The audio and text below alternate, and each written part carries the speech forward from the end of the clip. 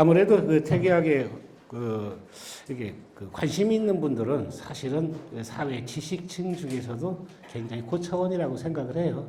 더군다나 태계학 연구원에서 하려고 하면 좀 긴장도 좀 됩니다. 일반적인 데서 하는 곳이 아니기 때문에. 그래서 제가 지금 설명드린 거는 이제 태계 이왕 인격, 미학, 신미 이런 단어가 참 잘 안 들어오실 거예요. 이런 그다음에 자유. 그리고 이제 아까 태극, 이태극이 있고 사태극이 있는데 아까 오늘 선생님 말씀하셨는데 태극이 원래 이렇게 되는 게 아니고 이 부분이 이렇게 뒤집어져야 맞습니다. 근데 그걸 제가 수정한다고 그러다 못하고 그냥 왔습니다. 자, 그러면 한번 내용으로 한번 들어가도록 하겠습니다. 지금 갑자기 화폐가 등장을 해갖고 화폐 자세히 본 적 있으세요? 거의 자세히 안 보셨을 거예요. 그렇죠? 혹시 1,000원짜리 가지고 계세요? 1,000원 없죠? 아유, 1,000원도 없어가지고 살기 참 힘드시겠어요. 그런데 저는 그 학생들한테 그 외국 그 교환 학생으로 갈 때 그냥 무조건 가지 말고 한국 문화를 잘 설명을 해야 되니까 가지고 지참해야 될 게 태극기를 반드시 지참해라. 두 번째는 화폐를 전부 다 지참해라. 예? 그렇잖아요? 그리고 우리 한국 문화를 화폐 속에서는 중요한 게 참 많습니다. 그래서 그 하나하나 아이콘을 쭉 설명해주고, 그 다음에 이제 한복을 또 지참해가지고, 이 한복. 그냥 가가지고, 그냥 그 다른 나라 이야기 듣는 것도 좋지만, 학생이라고 해도 사실은 그때는 외교관이 되는 거거든요. 그래서 그런 화폐에 보면 전부 사실은 성균관대학교와 다 관련이 있는 분들이잖아요. 그죠? 그 이사장님부터 시작해서 교장 선생님, 장학생, 혹은 이수신 장군 같은 경우는 뭐 최초의 ROTC라고도 얘기하고 뭐 이러잖아요. 그래서 자, 여기에서 보면 제가 이걸 왜 했냐 보면은 태계 선생님은 이렇게 한국인의 선비상에 이렇게 되어야 된다. 말하자면 한국의 선비상은 항상 뭔가를 이렇게 사색하고 하다 보니까 이렇게 그 얼굴에 이렇게 살이 이렇게 올라올 여유가 없던 거죠. 그 다음에 여기에 이제 백매가 있죠, 백매. 이 백매가 있는 것은 제 논문 맨 뒷부분에 보면 태계 선생이 돌아가시기 전 아침에 화분에 물 좀 줘라 한 그 화분이 백매입니다. 그래서 저희 학교에 옥상에 태계 인문관이 있는데 거기에 한 번은 행정실에서 소나무를 가운데다가 심었어요. 옥상 정원에 원국 정원이라고 하는데 그래서 제가 이렇게 보고 저거 행사하기 전에 행정실장님한테 말씀드렸어요. 저기에는 소나무 심는 것도 중요하지만 여기는 태계 인문관이니까 백매를 심어야 좋다. 그랬더니 그거 참 좋은 생각이다. 그래서 소나무는 옆으로 옮기고 백매를 가운데다가 이렇게 심었어요. 그게 다 이렇게 상징적인. 그리고 거기에서 태계 선생님이 쓰신 시 중에서 하나 골라가지고 거기에 옆에서 이렇게 표구를 해놨는데 관리가 좀 잘 안 되고 있더라고요. 좀 아쉬웠고. 그 다음에 여기 보면 이제 명륜당이 있죠. 그죠? 근데 요런 데 외국 사람들이나 이렇게 오면은 요 앞에서 사진 찍느라고 참 바쁩니다. 이게. 근데 어떤 분이 저한테 그런 질문을 한 적이 있어요. 어떻게 태계 선생님하고 율곡 선생님하고 이렇게 있는데, 물론 태율 뭐 해가지고 상당히 많은 연구를 하고 있는데, 태계 선생님이 어떻게 1,000원이고 율곡 선생님이 5,000원이 될 수가 있냐라고 했는데, 사실은 화폐 먼저 디자인을 한 게 태계 선생님을 먼저 디자인했기 때문에 그렇습니다. 그리고 그 다음에 5,000원짜리가 나오게 된 거죠. 자, 그 다음에 보면 뒷부분을 보겠습니다. 이 뒷부분을 보면 화폐 뒤에 도산서원이 나오는데 이건 뭐 샘플이라는 뜻이에요. 여기에 보면 돌이 하나가 있어요. 이 돌 잘 안 보셨죠? 그쵸? 그냥 이 숫자만 보셨죠, 주로. 그죠? 요것도 중요하지만 요것도 중요해요. 왜? 이거를 지금 왜 중요하냐? 제가 이번에 지난주에 작품 전시가 끝났는데 예술의 전당 했는데 무슨 시를 쓸까 하다가 태계 선생 시를 참 많이 쓰는 편이에요. 그런데 태계 선생님이 이 반타석을 가지고서 시를 쓴 게 있어요. 그런데 마침 또 누가 썼냐면 고봉, 기대승 그분이 또 이 반타석이라는 제목을 똑같은 제목을 갖고 시를 쓴 게 있어요. 그러면 태계 선생님을 설명할 때 우리 태계 선생님은 참 훌륭하다 막 이렇게 얘기하는 것보다 이의 입장과 기의 입장에서 어떻게 시를 쓰는가. 왜냐하면 보는 관점이 틀리잖아요. 서 있는 이렇게 제가 서 있는 입장이 서로 다르면 보이는 게 다르죠. 보이는 게 다르면 생각이 달라요.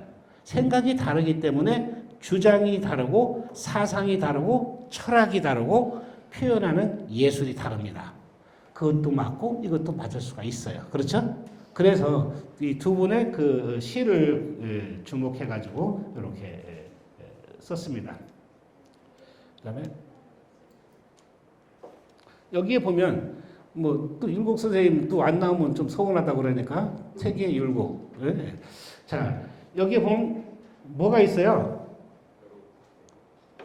여기 벼루가 있습니다. 이 5,000원짜리에 벼루가 들어가는 것도 대단히 중요한 게 왜냐하면 이 벼루라고 하는 거는 조선시대 선비들이 정신 농사를 짓는 땅입니다. 그렇죠? 그런데 이 화폐가 언제 만들어졌냐면 처음에 5,000원짜리가 만들어졌다가 다음에 두 번째 만들어진 화폐가 이 화폐예요. 그리고 세 번째 화폐에서는 이 벼루가 빠집니다.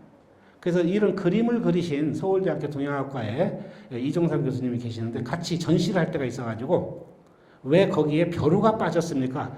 이번 세 번째 나와 있는 거기에는 벼루가 빠져 있는데 그랬더니 그거 내가 빤 게 아니라고 그러시더라고요. 그리고 이 그림이 약간 일본풍인 느낌이 있어갖고 그림을 바꿔야 된다고 해가지고 바꿨는데 거기에 벼루를 빠뜨린 겁니다. 뺀 거예요. 그죠? 근데 이런 거는 조금 아쉽습니다. 그냥 저 벼루는 단순한 벼루가 아니라 이 한국인의 선비들이 그 정신 농사를 짓는 정말 보이지 않는 그 엄청난 땅이다. 이렇게 이해할 수가 있겠습니다. 그러면 자 태계 선생님과 고봉 선생님의 그 사단 칠정 논면을 보면 이 두 분이 12년간이나 서신 교환을 했는데 8년을 사단 칠정 논변을 했다고 그래요. 근데 여기는 이 똑같은 반타석이라는 시는 자연과 인간의 관계, 특히 인간의 그 성정과 관련해서 했는데 태계 선생은 1501에서 1570년입니다. 그런데 고봉 기대선 이분은 1527에서 1527년. 태계 선생님은 안동분이시고 여기는 정읍으로 나와 있어요. 그러니까는 어떻게 보면 동서가 서로 편지를 주고받는 거죠. 그죠? 그런데 태계 선생이 연령 차이가 이렇게 보면 상당히 많이 나죠? 26살 차이가 납니다. 그런데 그 편지 글을 보면 고봉 선생한테도 굉장히 예를 갖춰요. 그 상당히 인격적으로 굉장히 훌륭하시다. 우리는 그냥 함부로 대하잖아요. 그런데 우리가 사람을 평가할 때 자기 윗사람보다 자기 아랫사람에게 함부로 대하는 사람을 조심해라. 이렇게 얘기하거든요. 윗사람한테는 잘하겠죠. 근데 아랫사람에게 함부로 대하는 사람은 회사에서 뽑을 때도 사실은 조심해야 된다. 이런 얘기를 하죠. 그래서 여기에 보면 태계 선생은 도덕적 수양의 구현으로서 절대된 감정을 이야기하고 여기는 그냥 자연 속에서 느끼는 감정, 보는 즉시 그를 설명을 하는데 이 원시는 이렇게 나와 있어요. 여기에 보면 황탁 이렇게 누런 그 흙탕물이 장마지면 지나갈 거 아니에요? 이거는 어떻게 보면 인간의 본성이 아니고 정과 관련해서 이야기를 하시는 것 같고, 그 다음에 그때 당시의 세파 전개가 참 혼란스럽고 이런 거잖아요. 그죠? 오히려 요즘에 바르게 삽시다 그렇게 하면은 다 도망간다고 그래요. 돈이나 많이 벌읍시다 막 쫓아오고. 근데 지금 태계 선생님이 연구하는 이런 문제들은 사실은 인간이 되어야 되지 않냐. 그런 차원에서 이제 연구하는 건데, 여기서 보면 이제 그런 게, 어떻게, 이런 물이 흐르면 그 형을 감추고 있고, 그것이 또 이제 해서 고요해지면 그것이 또 분명하게 드러나고, 여기서는 기가 뭉쳐 있잖아요. 기의 문제. 그렇기 때문에 이거는, 여기는 뭐야? 은형이지만 여기는 결형으로 이렇게 표현을 하고, 그 다음에 여기는 니 이치가 분명하게 드러나는데 여기서는 참 기의 입장에서 볼 때는 이를 이해하기가 참 어렵다 그런 얘기죠. 그래서 요거는 이제 굴르지 않고 요거는 오랫동안 되어도 기울지 않는다 이런 얘기죠. 그게. 그래서 이거를 제가 한번 써봤어요. 지난주 월요일까지 이 작품은 예술의 전당에 걸려 있었습니다. 그래서 작품 크기는 이렇게 120에 160. 그래서 요거를 보면 요 반은 아까 그 태계 선생님 반타석이고 요 시는 아까 고봉 선생님 시입니다. 그래서 요 시를 같이 이렇게 놓으면 리의 입장과 기의 입장. 그런데 요즘 전시를 하면요 한자를 잘 몰라요. 그래서 참 한자를 모르는데 어떻게 설명하기가 참 힘들어. 그럼 어떻게 해야 되냐? 그래도 대중에게 조금 더 가까이 가려면 어떻게 해야 돼요? 이걸 써줘야 됩니다. 한글을. 요 시의 해석은 여기다 써주고 요 시의 해석은 이렇게 썼는데 이 두 수를 태계 선생과 고봉 선생 시 반타석 두 수를 제 당호가 자심로인데 자심로에서 이렇게 썼다. 그러면 이제 이걸 모르는 사람은 요거라도 한번 한글은 읽을 줄 알잖아요, 그죠? 근데 한 번은 모르는데 행초서를 쓰면 더 몰라요. 그래서 태계 선생님도 글씨를 막 붓것을 날리지 않습니다. 작품 이렇게 보면은 여기 자 그다음에는 자 태계 인격미학의 출발점이 있습니다. 그럼 어떻게 출발하냐? 여기서 보면 기본적으로 동양의 전통 예술은 이렇게 세계관 속에서는 천일합일, 지행합일, 정경합일, 그리고 신물합일은 어떤 면에서는 천일합이라고는 같습니다. 그러면 천일합이라는 뭐야? 천과 인간. 아까 맨 앞에 이태극이 있고 삼태극이 있잖아요. 이태극은 천지, 음양 이런 이야기를 하는 거고 삼태극은 거기에 사람이 끼어든다는 거죠. 중국에서도 사실은 태극이라는 용어를 많이 쓰고 이기론이라든가 이런 것들을 설명을 합니다. 사단시키려고 합니다. 그런데 여기 한국에 와서는 조선에 들어와서는 중국보다 훨씬 심도 있게 들어가요. 그렇죠? 그래서 태계 선생님이 참 훌륭하시다고 하는 거죠. 굉장히 디테일한 부분이 많잖아요. 그래서 이렇게. 그다음에 요거는 이제 인간과 자연의 조화로운 관계라고 한다면 이거는 삶의 완성은 실천에 있잖아요. 알기만 하면 소용이 없잖아요. 실천을 할 줄 알아야죠. 우리가 예술 작품을 할 때도 작가가 작품의 완성은 어디에 있다? 자기가 글씨를 쓰고 낙관을 찍었을 때 작품 완성이 아니다. 그럼 완성은 어디에 있어요? 감상자가 와서 감상을 하면서 뭔가 느낌을 주었을 때 그 작가의 작품 완성은 감상자에게 있는 거예요. 자기에게 이렇게 있는 게 아닙니다. 여기. 그래서 그렇기 때문에 작품 점 하나 획 하나를 상당히 신중하게 찍어야 되는데 이렇게 실천하는 이거는 이제 정과 경 이거는 신물. 그런데 여기서 정감을 핵심으로 하죠.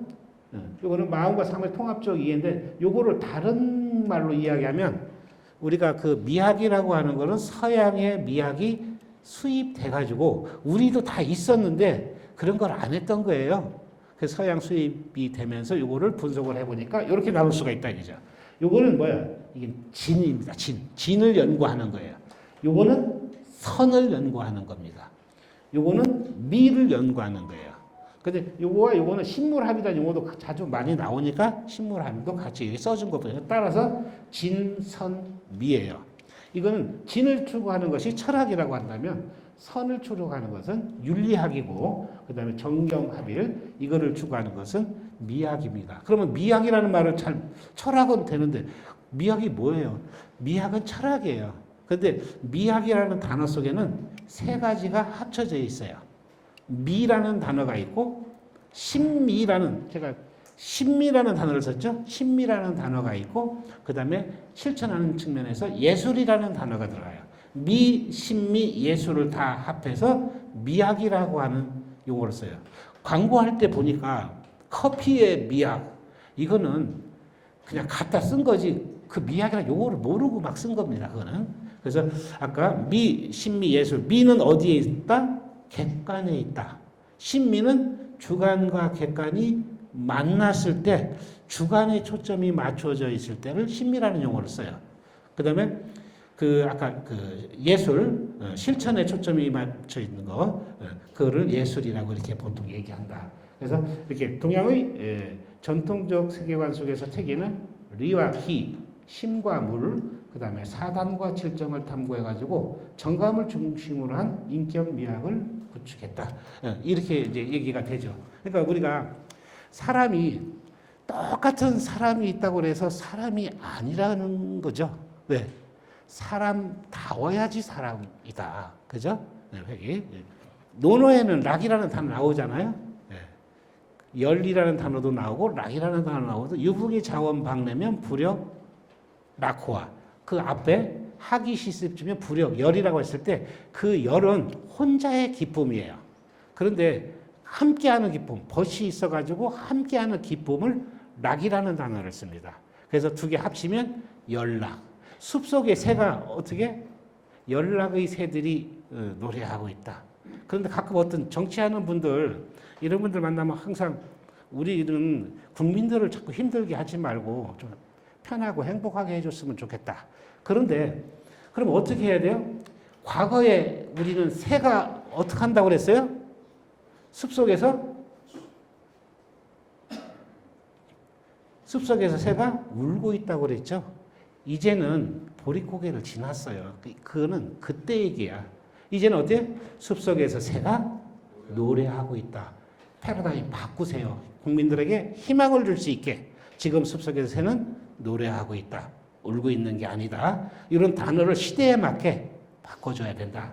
그런데 여기서 우리가 함께하는 즐거움, 이거는 미에 대해서 주체와 개체가 만났을 때 주체에 초점이 맞춰져 있는 거. 그 다음에 여기 도, 덕, 인의 완성.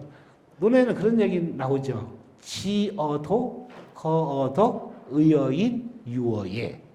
예서 마무리가 된다. 그렇죠? 네. 그런데 여기에서는 최종 단계는 예서 논의는 겁니다. 그죠? 우리가 도가 철학에서는 현실 세계하고는 조금 달라요. 거기에서는 뭐야? 유예가 아니고 유심임입니다. 마음이 논의는 거고, 요거는 유예. 말하자면 어떻게 현실적에서 예술을 가지고서 논의는 건데 오늘날에 하는 막 하는 그런 예술이 좀 하고는 좀 다릅니다. 예. 그래서 또 공안락처와 정점의 기상. 우리가 공안의 즐거움이 있고 정점의 영익이 하는 즐거움이 있는데 이 즐거움은 엄밀하게 보면 조금 차이가 있습니다. 그럼 그 차이를 그럼 어떻게 이해할 수가 있을까? 우리가 현실적인 문제를 갖고 예를 들어주면 이해가 빠를 거예요. 자, 아파트는 사는 것입니까? 사는 곳입니까? 아파트는 사는 것이에요? 사는 곳이에요? 예? 잘 모르겠어요? 아파트는 사는 것, 왜 사? 이렇게 올라갈 것 같거든. 아파트는 사는 곳이지 사는 것이 아니다. 공안지락은 자연, 거기서 아파트가 자연이라고 봤을 때 자연, 거기서 하나가 돼서 살아가는 거예요. 그렇죠? 근데 정점이라고 하는 건 어떻게? 정점은 영이기 하잖아요. 누우대에서 이렇게 몇 사람하고 내려오면서 휘바람 부르면서 돌아오는 거예요. 그죠? 여기는 아직은 정감이 어떤 희망을 담고 있는 거다. 그렇죠? 근데 두 개 다 굉장히 훌륭한 경지이지만 아까 공안지락과 정점지락, 정점의 그 즐거움은 조금 차이가 있다. 그 차이를 아마 구별하려면 이게 얘가 맞을지 모르겠는데 아파트는 사는 곳이지 사는 것이 아니다. 왜? 사는 것은 아파트를 몇 채를 사야 돼요? 여러 채 사야 하잖아요. 없는 사람은 없고. 여기 혹시 아파트 몇 채 갖고 계신 분 있을 텐데 오늘 이따 질문 막 하실 수도 있는데 그래서 아파트는 좋게 무릎 펴고 이렇게 편하게 살 수 있는 곳. 네? 네, 그런 것. 저는 그래서 살 때 약간 산이 좀 가까운 곳, 이런 거를 좋아하는데, 그렇게 약간 언덕이잖아요? 그 여름에 아이들이 올라올 때 막 땀 흘리고 막 이래가지고 아주 평지에서 샀으면 좋았을 텐데 왜 여기 해가지고 우리 그 여자 그 딸아이가 그래서 제가 이 다리통이 굵어졌다고 막 화를 내요. 그 운동도 되고 건강하면 좋지. 근데 공기가 막 맑고 이러니까 굉장히 좋죠. 그래서 우리가 이렇게 증정 기상과 공자의 즐거움을 이 두 개는 그래도 왜냐면 공자도 증점을 인정을 하니까. 그죠? 그 다음에는 이제 태계 선생이 두 가지 즐거움이 있는데, 이건 천리를 얻는 지극한 즐거움이 있고, 또 심미적 즐거움. 그 태계 선생님은 시를 참 많이 쓰셨죠. 많은 사회가들이 보면 전시를 할 때 되면 태계 선생님 시를 쓴 것이 참 많이 나옵니다. 쓴 시를 또 쓰고 또 쓰고 한 전시에도 같은 시가 막 몇 번씩 나오고 그래요. 예? 그만큼 뭔가 그냥 요즘 시를 쓰라고 하면 그냥 자극적으로 이렇게 쓰는 시가 아니고 거기에는 한 줄 한 줄 이렇게 좀 이렇게 새겨듣고 깊이 음미해야 할 그런 부분이 참 많습니다. 그래서 이렇게 미학에서 신미는 사실 아까 주관과 객관이 만났을 때 주관에 가깝다 그랬죠. 이거는 락과 같은 의미다 이렇게 이해할 수가 있다. 태계 태계 선생의 그 논어의 공안지략을 근원으로 해가면서 태계 선생은 여기에 그냥 막 그렇게 하신 게 아니에요. 다 근거가 있습니다. 이러면서 어떻게 주자의 그 어떤 윤리와 심리적 영향을 받은 것도 사실입니다. 그죠? 그런데 거기서 머물지 않고 더 깊게 들어갔다는 거죠. 여기. 그 다음에 이렇게 덕과 미, 덕미죠. 이 덕과 미가 합일되는 도덕적 즐거움과 감성적 즐거움. 그죠? 이 자유로운 심리적 즐거움을 태계 선생은 주게 했어. 왜냐면 항상 그 시로서 이렇게 이야기를 많이 했잖아요. 여기는 이제 제가 이게 언제 2014년도네요. 제 연구실에서 그 박사생들 몇 명 있었는데 그때 뭐 하나 이렇게 쓰느라고 획을 쫙 긋는데 이 획을 걷어요. 그랬더니 아주 막 좋다. 그래서 여기다가 제가 찻잔 2개를 딱 올려놨어요. 락의 의미로. 예? 함께 멀리서 찾아왔을 때 어떻게 돼요? 끽다고 해야죠. 차 한 잔 마시고 가야잖아요. 그래서 이렇게 차. 그러면서 이게 차는 그냥 차가 아니고 여기다 뭐라고 썼냐? 차 한 잔 속에 우주가 담겨 있다. 이 말을 썼어요. 차 한 잔 속에 우주가 담겨 있다. 이런 얘기를 썼고, 그러면서 이건 이제 가보년, 이게 2014년. 이건 굉장히 소품이고, 그 다음에 여기 음각을, 이름을 찍고 호를 양각을 찍잖아요. 음을 먼저 하고 양을 나중에. 음을 높였죠. 그 다음에 여기는 묘할 묘자를 갖다가 각을 새겼습니다. 묘라고 하는 거야. 우리가 참 묘하네라고 했을 때 그 묘자의 의미는 A와 B, 음과 양이 동시에 있을 때 묘라는 단어를 써요. 예를 들어서 아까 태극이 있잖아요. 그 태극 문양이 이렇게 있으면 거기에 그 S라인이 이렇게 보이잖아요. 여기 태극기에 보면 가운데 그 S라인이 이렇게 보이는데 이게 직선으로 내려오지 않고 S로 이렇게 되는 거는 이거는 상당히 그 중요한 의미가 있는데 가운데를 딱 나누면 이건 둘로 나눈 거예요. 그런데 S라인이 이렇게 했으면 이거는 이 분법이 아니고 이 진법입니다. 이분법과 이진법은 예를 들어서 태극을 가끔 이제 그걸 가지고서 이렇게 설명을 할 때가 있는데 이분법과 이진법은 전혀 달라요. 서양의 어떤 철학이나 이런 것은 이분법적 사고에서 모든 것이 다 나옵니다. 근데 우리는 이진법적 사고예요. 네가 있음으로 해서 내가 있는 거예요. 너는 너고 나는 나가 아니에요. 그렇죠? 그런 노래도 있죠? 네. 그래서 이렇게 그 선 하나가 이렇게 바뀌는데 원래 그 라인은 그 하루의 낮과 밤의 교차이죠? 낮과 밤의 교차할 때 그 시간을 가지고서 증명해 줄 수가 있어요. 이렇게 그 하지와 동지가 300분 차이가 나는데 처음에는 계절을 얘기할 때 춘분과 또는 그 입춘 할 때 예를 들어 50분, 100분, 50분 이렇게 바뀌거든요. 근데 그걸 안에서 이렇게 도형으로 그리면 이 태극의 S라인이 딱 나옵니다. 증명도 가능해요. 여기. 그런데 가끔 그걸 물어봐요. 사람이 지금 이제 좀 있으면 이제 어두워지잖아요. 그리고 내일부터 해가 밝으면 또 밝아지고. 그럼 어둠의 시작은 언제부터예요? 어둠, 하루 일과 중에 어둠의 시작은 언제부터예요? 해가 질 때. 또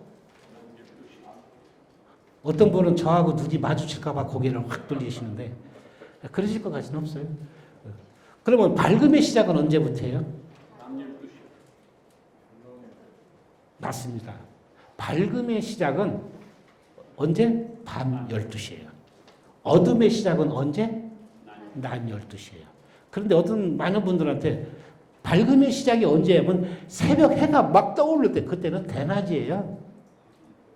눈을 너무 보는 것을 의심할 수도 있어야 돼요. 그죠? 예, 논리적으로 보면. 예, 그래서 아까 태극 문양이 그렇게 나오는 겁니다. 예, 밝음의 시작과 어둠의 시작, 선의 시작과 악의 시작. 그죠? 예, 이런 것들 중요하죠. 자, 그래서 그 다음에는 이 표정이 어때요? 졸고 있는 건지 명상을 하고 있는 건지. 사실은 태계 선생님 어떤 걸 찾아서 넣으려고 그랬더니 잘못 넣으면 또 안 될 것도 같고, 태계 선생님 항상 반듯하시거든. 그죠? 그래서 이 논어의 즐거움과 미, 이런 것들이 이제 사실 태계 선생님과 관련이 있는데, 거기는 또한 기쁘지 아니한가. 즐거워도 걱정도 잊어버린 채 장차 늙음이 이르는 것을 알지 못한다. 또는 거친 밥을 먹고 물을 마시며 팔꿈치를 베고 누워도 즐거움은 그 안에 있다.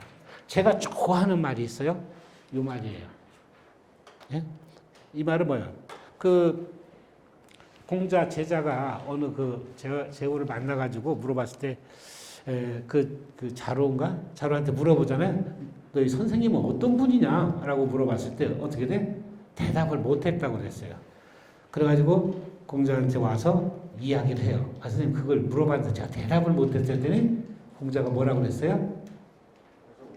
밟은 망식하고, 뭐 하나 꽂히면 밟으면 공부하는데 망식하고, 부지노지장지. 자기 자신이 늙어가는 것조차도 알지 못한다. 지금 나는 왜 늙었지? 이런 거 생각할 겨를이 없어요. 그죠? 그건 뭐 이치니까. 사실은 어렸을 때 나도 나고, 작년에 나도 나고, 늙어도 나예요. 우리 선가에서는 그렇게 얘기하잖아요. 물속에 있어도 연꽃은 연꽃이고, 물 밖에 막 나오려고 해도 연꽃이고, 물 밖에 완전히 올라서도 연꽃이고, 시들어도 고개를 푹 내려도 연꽃이다. 어렸을 때 나도 나고, 나이가 먹어서도 나다. 그러면 어디까지 나냐? 그러면 정말 나를 사랑할 수 있을까? 근데 어디까지가 나지? 요거를 학생들한테 항상 질문을 던져줘요. 그거를 고민 좀 해봐라. 결국은 이 세상에 나 아닌 게 하나도. 근데 그걸 넘어가려면 선가 쪽으로 이제 이렇게 넘어가게 되겠죠. 그래서 여기 논어에서 락은 도덕적 즐거움이자 정감적 즐거움이다. 무조건 정감적인 것만도 아니고 무조건 도덕적인 것만도 아닙니다. 여기 그렇기 때문에 이 아름다움이라는 것은 인에 종속되는 거죠. 그리고 인은 미의 결정 요소가 된다. 근데 이거를 이제 비판할 수가 있어요. 왜냐하면 서구의 어떤 예술이라든가 이런 게 들어오면서 어떻게 그 영향을 많이 받죠. 그러다 보니까 글씨를 가지고 인격을 이야기하고 이렇게 하면은 어떻게 돼요? 오히려 예술에 방해가 된다. 이렇게 얘기를 많이 해요. 그죠? 비판할 수 있습니다. 그러나 전통적으로 조선시대에 이때 당시는 어떻게 돼요? 기본적으로 이러한 것들을 따랐다. 예를 들어서 전에 보니까는 김구 선생이 그 진품 명품에서 작품 이렇게 4분의 1절지 이렇게 4분의 1절지면 얼마나인가 좀 작죠? 요만하겠네. 요만한 거. 통일이라고 쓴 게 한 5천만 원 이렇게 되는 게 봤어요. 근데 김구 선생님은 손이 수전증이 있어요. 그래서 글씨 쓸 때 이렇게 손을 좀 떨립니다. 근데 이완용 작품은 어떻게 돼요? 인사동에 갔더니 어느 그 화랑에서 선생님 저 이완용 작품이 있는데 사실래요? 그러니까 옆에 있는 사람이 뭐라고 그러냐면 야 그런 작품을 뭘 팔어 그냥 버려 그러더라고. 기법이야 어떻든 왜 그걸 버리라고 그래요? 나라를 팔아먹었다. 이런 뜻에서 인격을 갖고 있지 못하기 때문에 그렇다. 그래서 어떤 사람들은 작품을 고를 때 어떤 작품을 좋아해요? 그 사람, 이 사람 작품을 걸음으로 해서 굉장히 기분이 좋아야 돼요. 그죠? 기법이 아무리 훌륭해도 이거는 철저하게 육아적인 어떤 관점에서 여기에서 인이라는 게 그렇고 이제 성인락 논에 다 나오는 말이죠. 성이라는 건 이 성자도 사람이 말한 것은 반드시 실천해야 되죠. 그죠? 말하고 나서 실천하지 않으면 안 되죠. 그런데 이게 그 성자, 성이라고 하는 것은 천지도, 하늘의 도지만 성지, 성실하게 살려고 하는 것은 인간의 도다. 사람은 살다 보면 잘못할 수 있고 실수할 수 있습니다. 그랬을 때 실수하고 난 이후에 처신을 참 잘해야 돼요. 잘못했을 때는 정중하게 잘못했다고 해야 됩니다. 그죠? 그게 성지예요. 성은 잘못 자체를 안 하겠죠. 성자는 천지도야요, 성지자는 인지도야다. 근데 사람이 어떻게 완벽할 수가 없단 말이죠. 그렇기 때문에 그런 실수를 했을 때는 빨리 예를 갖춰라. 태계 선생님도 아랫사람 할 때 20몇 살이나 되면은 그때 당시는 뭐 자식벌 되는 거 아니에요? 그런데 그렇게 예를 갖추면서 이렇게 하는 거 보면 이런 걸 잘 배워야 되지 않겠는가. 그래서 성인락은 그래서 진과 선과 미하고 대응해서 설명할 수가 있습니다. 그런데 여기서 성이라는 것은 어떻게? 성자, 진리 경혜라는 단어 썼어요. 인이라고 하는 것은 윤리, 요거는 락이라는 것은 미학 경계를 이렇게 형성했다. 이렇게 볼 수가 있습니다. 자, 인극의 채용적 수양. 우리가 이 채용이라고 하는 단어는 참 이해하기가 쉽지 않죠. 그죠? 원래 선진 유학과 성명 이해하기 좀 다른 점은 선진 유학은 윗사람한테 잘하고 뭐 국가에 어떻게 하고 예를 들어서 나라에 어떻게 하고 효도 열심히 하고 친구 간에 화기하고 이런 이야기들을 많이 하는데 당대 가면 중국에는 불교가 굉장히 성행을 하잖아요. 그러다가 송대를 넘어오면서 우리 그 유학에도 불교처럼 뭔가 좀 논리적 체계가 좀 필요하다. 그래서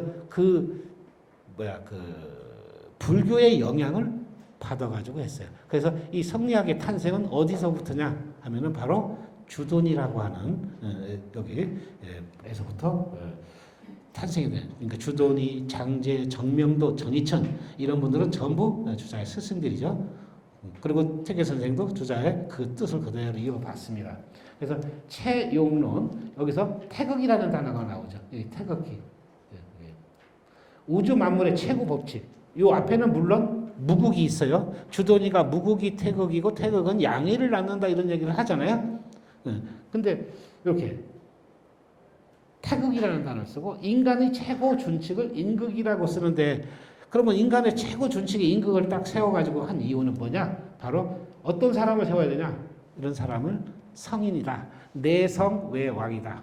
안으로는 성인이고 바깥으로는 어떻게 통치를 할 수 있는 그런 사람이죠. 그죠?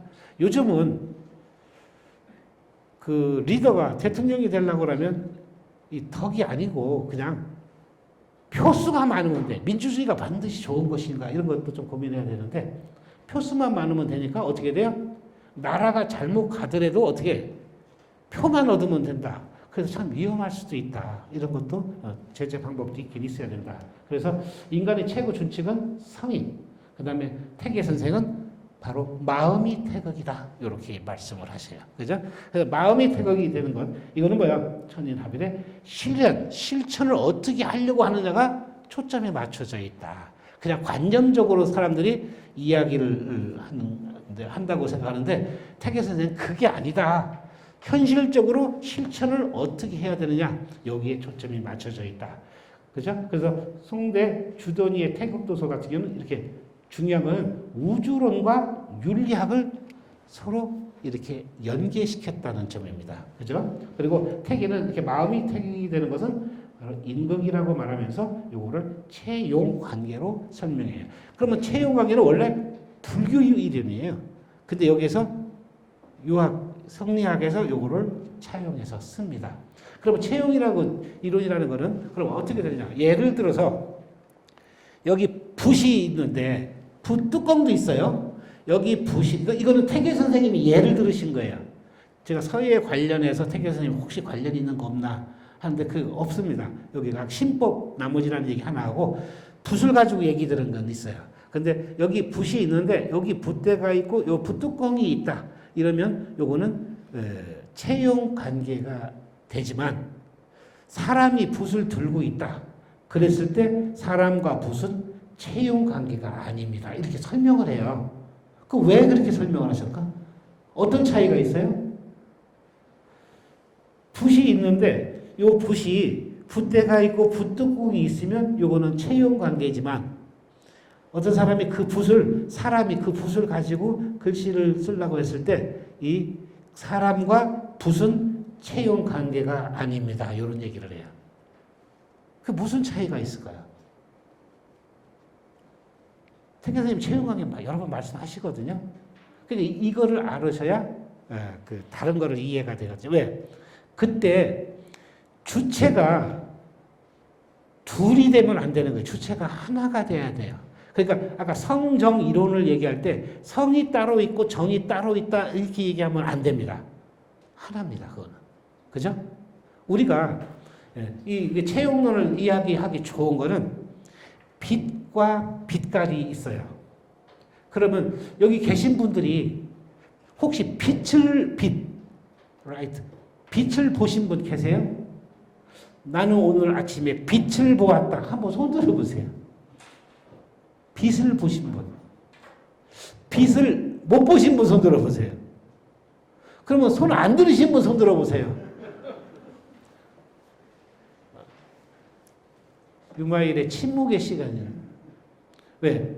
빛은 인간의 눈으로 볼 수 있는 게 아닙니다. 인간의 눈으로 볼 수 있는 거는 뭐예요? 빛깔이에요. 그 빛깔은 뭐예요? 빛이 이런 데에 투영되어 있어서 보는 거예요. 도라고 하는 게 우리가 볼 수 있는 게 아니에요. 성이라는 게 볼 수 있는 게 아닌데 어떻게 정에 드러나잖아요. 그 속에 성이 있는 거예요. 그렇죠? 예를 들어서 여기 커피 생각나시겠습니다. 커피가 있어요. 커피 속에는 맑은 물이 있을까요? 없을까요? 커피 속에 있다고 봐야죠. 그죠? 그런 사람이 여기에 맑은 물이 있어요. 이게 어디 맑은 물이냐? 그 속에 우유 속에도 맑은 물이 있고, 그죠? 사이다나 콜라 속에도 맑은 물이 있어요. 근데 그 맑은 물이 성이라고 하면 사이다의 성분 혹은 콜라의 성분 뭐 이런 거 있죠? 빛깔 이런 것들은 사실은 뭐야? 그게 정입니다. 그죠? 근데 그 정 속에는 성이 있다는 거죠. 그렇게 이해하시면 됩니다. 그래서 우리가 그 태계 선생님이 그 이야기하시는 거를 깊이 있게, 그러니까 태계 선생님이 한때는 그렇게 말씀을 하셨잖아요. 태계 선생님, 이발이 기수지 기발이 이승지. 이가 발할 때 기가 따르고 기가 발할 때는 이가 타고 있다. 그죠? 그런데 어느 분이 공격을 해요. 질문을 하고 어떻게 이가 발할 수가 있습니까? 어? 이가 바란다면 그건 이가 아니고 기 아닙니까? 이렇게 얘기하잖아요. 그런데 그거는 잘 이해하셔야 돼. 그 다음에 이제 그 설명이 나오는데, 그래서 태계 선생님이 설명하고자 하는 것은 인간의 본성. 우리가 자신의 마음 속에도 청정하고 맑은 마음이 있어요. 그런데 여기 계신 분 중에는 고민하고 번뇌하시는 분도 계시죠. 그죠? 원래 청정하고 맑은 그 마음이 자기의 주인이고, 고민하고 번뇌하고 욕심부리고 하는 것들은 사실은 손님이거든. 거기에 너무 막 매혹해가지고 사람이 막 인생을 버리면 안 되잖아요. 자기의 본 마음을 꼭 지켜야 된다. 태계 선생님 그걸 얘기하는 거죠. 그 성. 그래서 아까 그 이 발했을 때 그거는 그렇게 되면 기가 아니냐라고 했을 때 나중에 후에는 율곡 선생님께서는 이발이 기소지라는 말을 빼고 기발이 이승지만을 딱 얘기하시잖아요. 그죠? 태계 선생님도 그거를 이제 이렇게 약간 수정하시고 여기. 그다음에 그래서 아까 그 인극을 가지고 인극의 어떤 성과 정 요거 있죠? 성이 체라면 정은 용이 된다 이렇게 보는 거죠. 자, 그러면 태계 선생은 뭐예요? 지경 굉장히 요즘 많은 분들에게 그 글자 한 글자 키워드가 있잖아요. 그 가끔 학부생들 같은 경우는 자, 공자의 키워드는 뭐냐? 그러면 인입니다. 그럼 맹자의 키워드는 뭐냐? 의입니다. 그런데 그 의는 그냥 의가 아니에요. 인을 깔고 있는 의예요. 그래서 인의. 의라고 해도 인이 있는 거예요.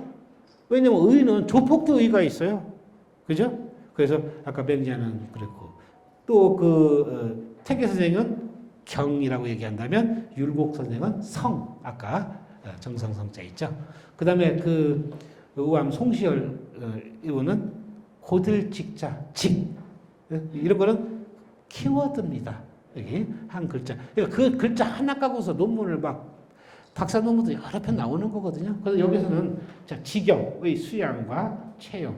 자 미발의 리가 있고 이발의 용이 있고 지경의 실천이 있는데 미발 발하지 않았어요. 뭐가? 네, 여기 마음이 고요하여 모든 리가 갖추어진 순선무학돼요. 오로지 순도 100%. 그죠? 요 상태. 요 미발의 체. 이 성입니다. 성. 근데 요거는 이발의 용. 요것이 이제 드러나기 시작하죠. 그래서 사물을 접하면 겉으로 드러나는 마음의 반응. 선가 쪽에서는 그렇게 얘기하죠. 눈을 조심해라. 눈을 왜 조심하냐? 눈을 감고 있으면 좋고 싫은 거를 잘 안 보이는데 눈을 뜨고 있으면 어떻게 돼? 잘 보여요. 그럼 뭐가 생겨? 호오가 생겨. 좋아하는 것과 싫어하는 것. 그렇죠? 그래서 눈을 뜨는 걸 좋아하는데 거기에다가 선가 쪽에서는 관자를 쓰죠. 관세음 보살 이렇게 얘기하잖아요. 세상의 음을 듣는 거지 어떻게 관이라고 얘기하냐. 예? 말하자면 청세음이라고 해야지. 거기에서의 관이라고 하는 것은 이목구비를 가지고 하는 게 아닙니다. 굉장히 그 깊이 있게 이해를 하는 거죠. 그죠? 그래서 원래 관자는 황새가 물과 물이 만나는 지역에서 물 속에 있는 물고기를 잡아먹기 위해서 이렇게 쳐다보고 있는 그것을 관이라고 해요. 그죠? 그래서 관이라고 하는 그 단어는 깊이 보는 겁니다. 여기. 그래서 여기 미발, 요게 미발은 이게 성이에요. 이건 이발, 이건 정이에요. 근데 정이 그렇게 정은 또 나쁜 건 아니에요. 성이 있고 정이 있고 그다음에 욕이 있죠. 근데 욕도 어느 정도 인정을 해주는데 그 욕자 밑에 마음 숫자를 집어넣은 거 요것이 과욕이기 때문에 이걸 굉장히 조심하자. 정통 성리학자들은 성정에서 정만 해도 본래 성이 있고 정은 원래 성이 있고 성을 나누면 성과 정으로 나눌 수가 있어요. 근데 사람들이 앞에 있는 성은 본연지성이고 성과 정으로 나눌 때 그 성정은 상대 개념이 있잖아요. 이거는 기질지성이에요. 그러니까 논문 같은 거 쓸 때도 이제 앞에 있는 그 본연지성과 기질지성을 구별을 못하고 성자가 있으니까 그냥 갖다가 팍 논문 쓰려고 하면 나중에 그거 수십 페이지 다 삭제시키거든요. 이거는 이때 성은 기질지성이고 앞에 있는 성은 본연지성. 혹시 추사 선생님 그 작품을 보면요. 그 불이선란도라는 그림이 있어요. 거기에 보면 성중천이라는 말도 쓰고 그 화제에 불이선이라는 단어도 써요. 성 속에 천이 있다라고 했을 때 그때 앞에 있는 그 성이 기질지성이에요. 그리고 성 속에 천이 있다 할 때 이게 본연지성의 천입니다. 말하자면 이제 그래가지고 나중에 그 불이 나오죠.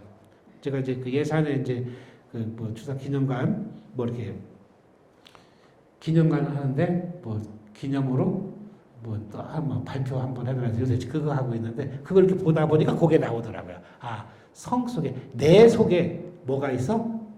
정이 있는데 성이 있구나.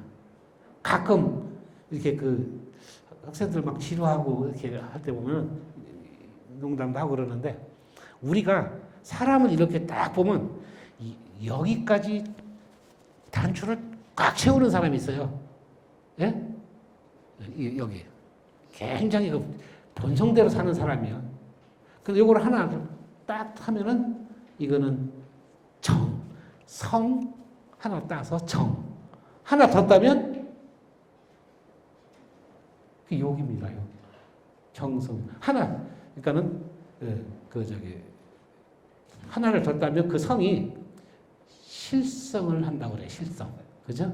그래서 사람도 너무 이렇게 빡빡하면 물이 너무 맑으면 물고기가 살지 못한다. 붕어 같은 경우는 물고기가 적절하게 오염돼야 산다고 그래요. 사람도 너무 맑으면 주변에 사람이 없잖아요. 때로는 이해하고 감싸주고 포용해서 그 사람이 어떻게 스스로 깨닫게. 제가 아는 어느 선생님은 서예한 씨는 그래도 한때 예술을 해오셨던 일종 선생님 같은 경우에는 제자가 잘못하면요 그 자리에서 바로 설명 안 해줘요. 안 혼내켜요. 틀렸어도 그러고서 며칠 있다 자연스럽게 그때 그 글자가 조금 다시 한번 잘 봐. 그걸 자세히 보면 자기가 뭐가 틀린가 스스로 깨치게 해줘요. 그 참 좋은 방법. 그런 거를 자꾸 하면은 그 방법을 가르쳐 주는 거죠. 여기. 그래서 좋다. 그래서 이렇게 지경을 실천. 이렇게 항상 이 생각을 실천하려면 어떻게 해요? 이것 자체의 생각을 없애야 되겠죠. 그죠? 그리고 태계의 수행론은 사실은 실천적 인간학이다. 관념적인 게 아닙니다. 리라고 했을 때 관념이 아니에요. 실천을 하기 위한 내 마음 상태를 항상 어떻게? 경을 유지해야 된다. 그래서 지경을 얘기한다. 이화기 성과정을 이렇게 체형으로 설명하면서 임극을 세워가지고 유지하는 지경을 태계선생님은 굉장히 강조했죠. 태계가 서예 작품에서 붓굿을 날리지 않고 발음을 읽지 않는 모습은 이런 걸 증명합니다. 우리가 보면 뭐 무불경 뭐 이런 거 막 쓰신 게 있거든요. 태계선생님 붓굿을 보면 어떻게 붓을 이렇게 안 날립니다. 끝까지 그건 몸에 배어 있기 때문에 그래요. 요즘 작품들 보면 감정이 폭발해가지고 아주 기할 기, 괴상할 괴, 광 이런 작품들이 참 많이 보여요. 이런 것이 많이 보이면 사회가 점점 어떻게 돼요? 감정이 자꾸 지나치다 보면 마약까지 손대는 거예요. 옷도 단정하게 입는 게 참 아름답잖아요. 예전에 보니까 막 바지가 땅에 제일 끌고 다니고 막 이러잖아요. 아, 저거 저렇게 하면 나라가 안 되는데 학생들이 왜 저렇게 하고 다니지? 그러더니 IMF 딱 와가지고 바지가 갑자기 쑥 올라가더라고. 그러니까는 항상 넉넉해도 단정하는 것이 아름다운 사회가 돼야 된다. 여기 요즘은 그것도 지적을 못해요. 가다가 왜 남의 일이 참견이냐고 막 이러잖아요. 그러니까는 사회에 어른이 없는 거죠. 여기 이거를 증명한다. 자, 그 다음에 이제 활리라는 단어가 나요. 이 활리라고 하는 단어는 리가 죽은 리가 아니에요. 리는 살아있는 거예요. 그러면 기 아닙니까? 그게 아니. 이거를 리가 아무 의미가 없는 리가 아니다. 그런 뜻이에요. 그게. 그래서 활, 살아있다. 화로 좋아하세요? 활자를 제가 한번 느낀 적이 있어요. 예전에 조금 힘든 일도 있고 뭐가 잘 안 되고 그랬을 때 한번 양주를 한 병을 다 들어 마신 적이 있어요. 그거 죽잖아요. 그러면서 마실 때 깨면 열심히 사는 거고 안 깨면 할 수 없고 술에 의지해가지고 정말 예술이더라고. 아니 야술이지 그거는 참. 그런데 의식은 있었어요. 그래도 안 갔어요. 근데 몸을 전혀 못 움직여. 그리고 입안이 어떻게 돼? 침이 여기가 하얘요. 바삭바삭해. 못 움직여. 이렇게 해보니까 아 그때 활이라는 단어를 확실하게 혀에 뭐가 있어야 돼? 수분이 촉촉하게 있어야 돼. 나이가 드시면 전부 어떻게 돼요? 마르잖아요. 어린아이들은 침 흘린다고 막 혼내키고 막 여기 뭐 하죠 그러잖아요. 그거 좋은 거예요. 아니 좀 이렇게 닦아주면 되지. 근데 나이가 뭐 점점 샘이 마르듯이 마르거든. 그죠? 그래서 우리가 그 활이라는 단어, 이제 이 쇠락이라고 하는 그 단어는 원래 아까 주렴계가 있다고 그랬죠? 근데 주렴계는 북송 때 황영견이라는 사람이 주렴계를 평할 때 말하자면 비가 오고 난 뒤 맑게 부는 바람과 달과 같다고 그 사람의 인격을 이렇게 이야기를 해요. 그러니까 이런 쇠락이라는 단어가 이제 막 등장해요. 우리 그 조선에서도 선생님도 마찬가지. 그래서 여기서 보면 활리 이거는 이발, 이동, 이도 이런 말을 쓸 수가 있어요. 왜? 이거는 이도라고 하는 것은 뭐예요? 리가 빛이라고 하면 리가 이르렀잖아요. 그 어디에 모든 만삭에 빛이 이르러 가지고 그게 뭘로 일어나? 빛깔로 드러나는 거죠. 이게 리도가 된 거예요. 그죠? 리가 있는데 그게 비춰지면 리도가 된다. 말하자면 현실 속 천리가 이렇게 유행하고 있다. 여기 이것을 활리라 이렇게 이해하시면 되고, 쇠락이라고 하는 것은 이렇게 광풍제열, 아까 비 온 뒤 맑게 부는 바람과 밝은 달이라고 그랬죠. 그죠? 또 하나는 이제 영익이, 그 태계 선생님이 시를 쓰고 이렇게 한 걸 보면 이런 부분이 느껴져요. 여기 아마 이런 것들은 아마 전통 그 유학자들은 아마 다 이런 경우도 있는데, 특히 태계 선생님은 이런 거에 대해서 시를 많이 써요. 이런 자유로운 심미적 세계관, 여기 그다음에 평담. 이 평담이라고 하는, 왜 태계는 홍매나 청매를 좋아하지 않고 백매를 좋아했을까? 홍매나 청매는 뭐예요? 눈을 자극하잖아요. 그죠? 예? 예. 그렇기 때문에 사람도 마찬가지예요. 너무 화려하게 하는 거를, 그렇게 수수한 거, 담백한 거, 그렇죠? 이런 거. 여기. 그래서 평담. 백매의 품격. 이것은 평담. 백매라고 하는 것은 인격화된 심미의식을 이야기한다. 그죠? 우리가 예술에서도 처음에는 잘 못 써. 근데 잘못 보면 그것도 평담해 보여요. 근데 조금 지나면 막 기나 괴나 광 같은 것들이 막 드러나가지고 자기를 막 드러내려고 막 애를 써요. 그죠? 그것이 지나고 나면 다시 어디로 돌아가? 평담하게 돌아가요. 첫 번째 평담이 있고, 두 번째는 험절이 있고, 세 번째는 다시 평담이 있어요. 그런데 첫 번째와 세 번째는 글자는 같은데 내용이 틀려요. 선가에서도 산은 산이요, 물은 물이다 이렇게 얘기하죠. 그 다음에 나중에 산은 산이 아니고 물은 물이다고 얘기 안 하잖아요. 그 다음에 나중에는 산은 산이고 물은 물이다 이렇게 얘기하는데, 아까 첫 번째 산은 뭐예요? 그냥 시각적으로 본 산을 얘기하는 거예요. 시각적으로 본 물을 얘기하고. 근데 두 번에 아니라고 하는 것은 따지고 보니까 이게 그게 아니요. 깨달아가는 과정이에요. 근데 세 번째는 뭐예요? 아까 깨닫고 난 다음에 산은 산이고 물은 물인데 스스로 그런 거예요. 그죠? 예? 말하자면 뭐야? 도라고 하는 것은 멀리 있는 게 아니라, 우리 중용의 그 말 있잖아요. 도야자는 불가수 이하니 가이면 비다. 도는 멀리 있는 게 아니다. 가까이 있는 거다. 근데 성경 말씀에도 비슷한 얘기가 있어요. 하느님께서는 우리가 항상 손님을 만나거나 식사를 할 때도 항상 우리 옆에 있다. 그게 도거든. 그죠? 그러니까 이런 것들은 동서의 어떤 언어 구조가 조금 달라서 그렇지 비슷한 이야기를 하고 있다. 이렇게 보여져요. 여기. 그래서 태기가 추구한 활리 심미 경계는 결국은 쇠락입니다. 네? 쇠락. 그 다음에 말하자면 이건 뭐야? 철학적. 이거는 심리적 경계. 그리고 이로써 기운을 통솔한 마음의 고온에서 생각이 한결에 이는 도덕적 자유자 천리가 이외하는 경계인데, 자, 철학적으로 리예요, 리. 원래 리만 쓰는데 그 리는 단순한 리가 아니다. 현실 속에 적용될 리다. 그 다음에 이거는 인품으로 얘기하면 이렇게 쇠락하고 관련이 있다. 마지막에 예술 작품으로 행동을 할 때는 예에서 아까 유어예, 지어도 거어도 의어의 유어야 할 때 이렇게 했고, 마지막에는 평담, 백매, 이 얘기를 하고 있다. 이렇게 평담과 완언의 예술을 강화과 명도, 이게 학문, 그다음에 도의 탐구를, 도를 밝힌다. 우리가 명도, 도를 밝힌다고 하잖아요. 혹은 도를 밝힌다, 도를 실른다. 명도, 제도, 구한다, 구도, 또는 관도, 도를 꿰뚫는다. 그죠? 또는 뭐 현도, 도를 드러낸다. 그죠? 여러 가지. 송대 이학자들은 이렇게 문의제도. 근데 거기에서 장문해도라고 한 정이천도 있습니다.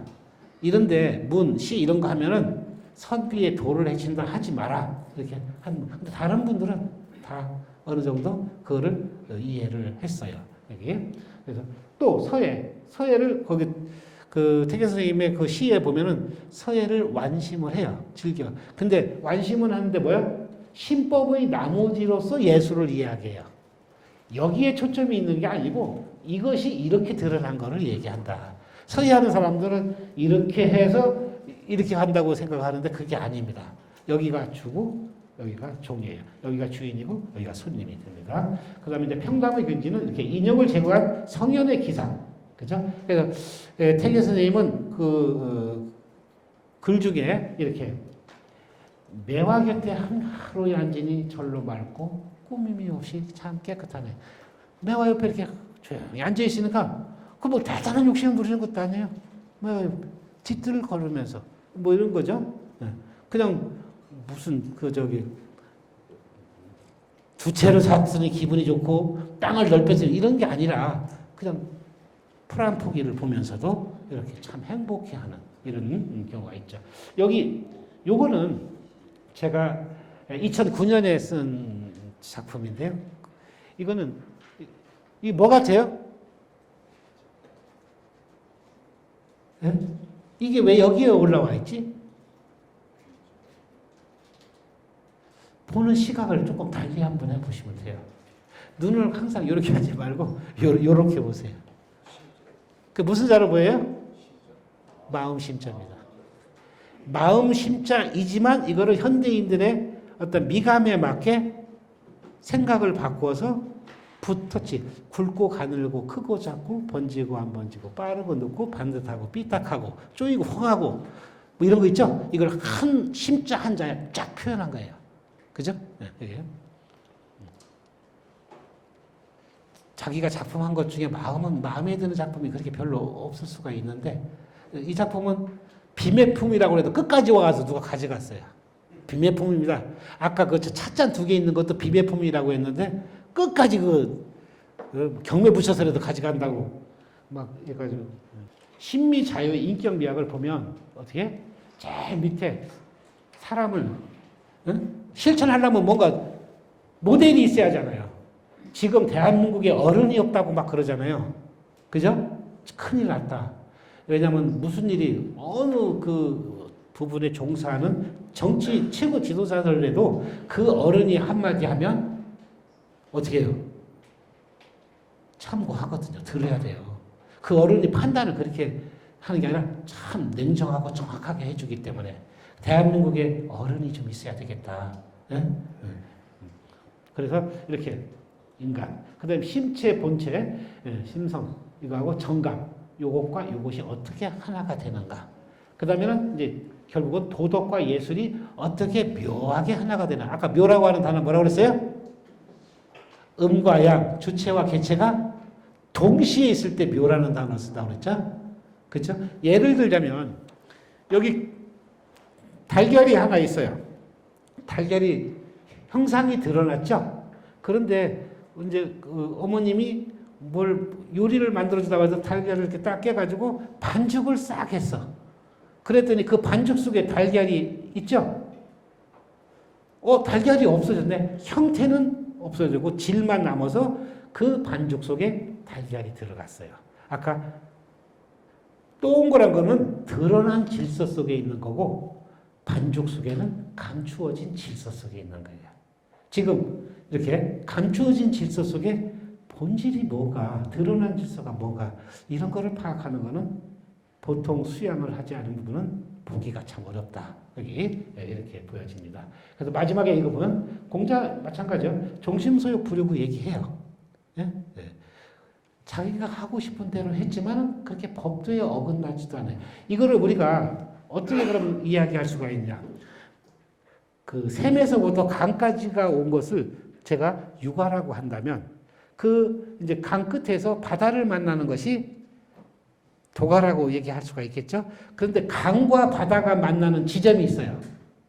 어디까지가 강물이고 어디까지가 바닷물이에요? 알 수 없죠. 강과 바다가 참 묘하게 섞여 있어.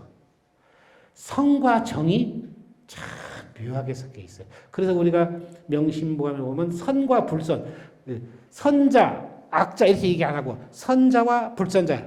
선자는 하늘이 복을 주고 악자라고 안 하고 불선자는 하늘 화를 준다 이렇게 얘기하잖아요. 선과 불선은 하나입니다, 사실은. 근데 어느 쪽이 더 강하게 있느냐? 완전 순도 100% 있죠? 이건 완선이죠. 완전한. 대략은 그 불선이 많이 섞여져 있죠. 사람도 마찬가지예요. 선과 악이 동시에 있어요. 그런데 뭐 하나 잘못한 걸 보고 악한 사람 이게 아니라 그 사람도 선한 뭐가 있으니까 그거를 잘 일깨워서 선한 쪽으로 스스로 깨쳐서 인도해 주는 거. 이게 사실은 추사색의 진정한 교육이다. 자, 태계의 인격미학은 예술을 통해 도를 사색하게 했어요. 그죠? 그리고 자연에서 인간의 정감을 발견하고 도석을 예술화시키고 예술을 도덕화 이렇게 하는데 기여를 했다고 보여집니다. 태계의 즐거움과 신미 경계는 이렇게 도덕과 예술이 만나는 신미 자유의 인격미학이야. 사람이 돼야 된다. 그렇죠? 그런 걸 이해하는 거는. 따라서 태계의 도가 이렇게 예술에, 도라고 하면 예술은 뭐 서예뿐만 아니라 뭐 회화나 무용이나 뭐 많겠죠? 이렇게. 그래서 태계의 도가 예술의 깊이와 영혼을 채워주었다면 그 예술은 바로 도의 형상과 생명이 부여되었다. 그 태계의 어떤 그 활리적 측면이 이렇게 살아있다. 여기까지 설명드리겠습니다.